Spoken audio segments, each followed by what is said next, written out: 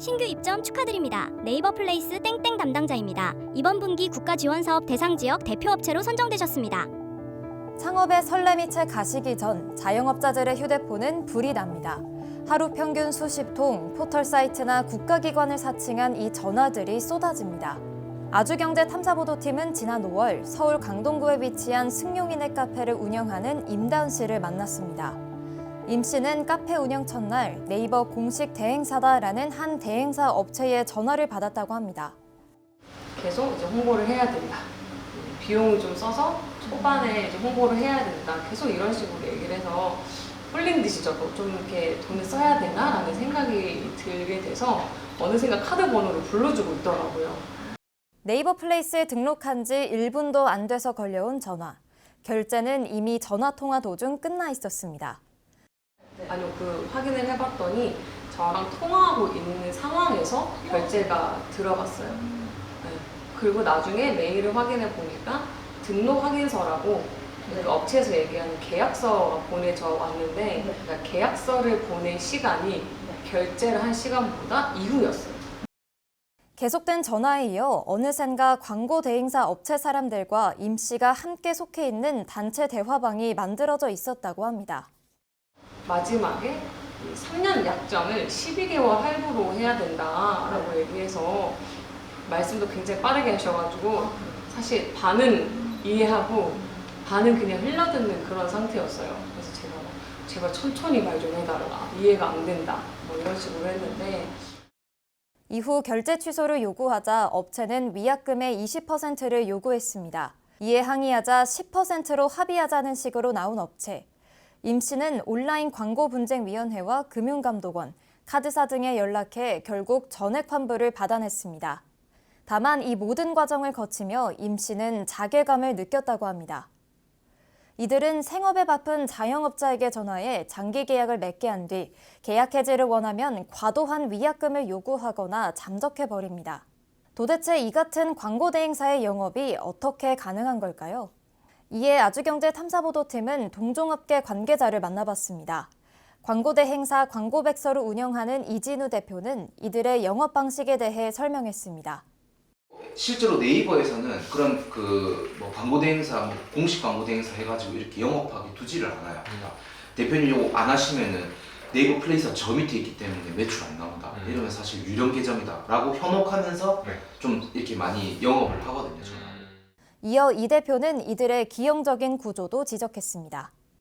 자, 12개월 단위의 어떤 사기업체들은 영업팀이 100명이 100명이 돼요. 그리고 실무팀이 2명입니다. 이게 영업팀을 많이 뽑고 실무가 휘청거리다 보니까 어쩔 수가 없어요. 그 회사 구조가 그래요.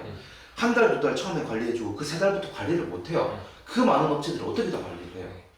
그러면서 정상적인 대행사들이 입는 피해까지 토로했습니다. 암 같은 존재죠. 떼어내야 됩니다. 손가락이 썩으면 잘라야 되거든요. 그런 느낌이라고 봐요. 이게 좀 냉정하게 얘기를 하면은 이런 업체들 때문에 마케팅에 대한 마케팅 이 업에 대한 신뢰도가 굉장히 낮아요. 그렇기 때문에 저희 같은 이 평범하게 정말 매출 걱정을 해가지고 어떻게든 매출을 만들려는 노력들을 하고 저희가 직접 방문을 해가지고 뭐 팜플렛도 만들고 입간판도 만들고 이런 엄청나게 많은 일들을 하는데 이런 일조차도 저희가 할 수 없게 만드는 거거든요. 이들이 법망을 피해가는 수법은 날이 갈수록 교묘해지고 있습니다. 피해 자영업자들의 내용 증명과 고소장 작성을 도우며 사기 대행사의 불공정 행태를 추적해온 민생상생연구소 최진혁 소장은 이들의 전화 시작부터 문제가 있다고 말했습니다.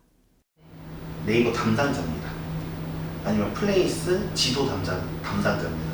플레이스 기업 담당자입니다. 그래서 제가 지금 말한 데에 탑 회사 이름이 섞여 있거든요. 플레이스라는 말 뒤에 기업이 들어갔고 지도가 들어갔고 무슨 네이버 담당. 네, 맞아요. 네이버 플레이스 지도 담당자 이렇게 가는 거죠. 그러니까 이제 카드사가 봤을 때는 전혀 문제가 안 되는데 그래? 또한 최 소장은 이들의 정부기관 사칭 수법도 설명했습니다. 저는 사실 네이버 사칭하는 애들보다 국가 지원금 사칭하는 애들이 걔네 제대로 혼내줬거든요. 강남구 2분기에 이제 소상공인 혜택 지원 당첨되셨다. 선정되셔서 이제 그 광고비는 저희가 지원하니까 없는데 관리비 월 3만 원 정도 부담하셔라. 이런 식으로 3년. 한 광고 대행사는 공인된 기관의 인증 현판 디자인과 평가 구조를 그대로 모방해 자영업자들을 속였습니다. 문을 연 지 얼마 안 돼 지원 정책이 간절한 자영업자들에게 이 같은 위조된 공신력은 거부하기 힘든 거대한 덫이었습니다. 실제로 사기성 광고 대행 관련 신고는 2025년 345건에서 올해 1,357건으로 크게 늘어난 것으로 나타났습니다. 당장 카드 결제를 취소하고 싶어도 방법이 없습니다. 카드사와 소비자원은 이 계약을 소비가 아니라 돈을 벌기 위한 상행위로 보기 때문입니다. 소송을 하려 해도 배보다 배꼽이 더 큽니다. 몇백만 원 더 돌려받자고 더 큰 소송 비용과 시간을 감당해야 하고 광고 효과가 없었다는 걸 증명하기도 어렵습니다. 정부의 분쟁 조정 제도 역시 한계를 드러내고 있습니다. 관련 상담 자체는 2023년 8,724건에서 지난해 4,983건으로 줄었지만 실제 분쟁 조정을 신청한 건수는 매년 1,500건대를 유지할 만큼 절박한 상황인데요. 문제는 강제력이 없다 보니 대행업체가 거부하면 그만이란 점입니다. 실제로 정식 조정조차 못해보고 깨진 사건이 유효 신청 건수의 2배를 넘습니다. 이에 법적 사각지대에 놓인 소상공인들을 위해 실효성 있는 구제 장치가 마련되어야 한다는 목소리가 나옵니다. 전문가들은 이번 사안을 단순한 개별 분쟁이 아닌 제도적인 문제로 접근해야 한다고 말합니다.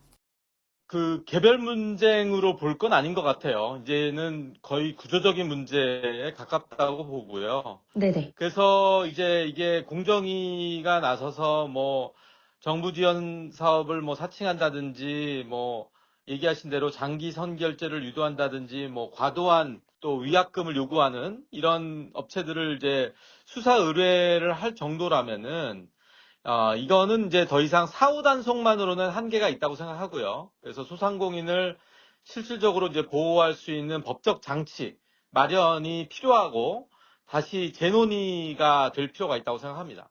그렇다면 이 같은 광고 대행사 피해를 막기 위해선 어떻게 해야 될까요? 이 자영업자들 입장이라면은 이런 뭐 네이버 공식 대행사, 뭐 정부 지원 선정, 그 다음에 그 외에 뭐 상위 노출, 보장, 광고, 뭐 이런 표현은 일단 의심하고 그거에 대한 사실 여부를 먼저 확인해야 합니다. 그래서 뭐 전화로 급하게 계약을 유도하거나 선결제를 요구하고 또 해지 시에는 과도한 위약금을 부과하는 이런 구조는 전형적인 위험 신호이니까 업체 정보라든지 또 공식 파트너 여부, 또 계약서상의 환불 해지 조항 이런 것들은 반드시 확인해야 합니다. 그래서 의심이 들면은 또 통화 녹취라든지 문자, 계약서 이런 전체적인 결제 내역을 남겨두는 것이 피해 구제에 도움이 될 거라 생각합니다. 제도적 안전장치와 강력한 처벌이 마련되지 않는 한 자영업자들을 기망하는 광고 대행사들의 전화는 끝나지 않을 것입니다.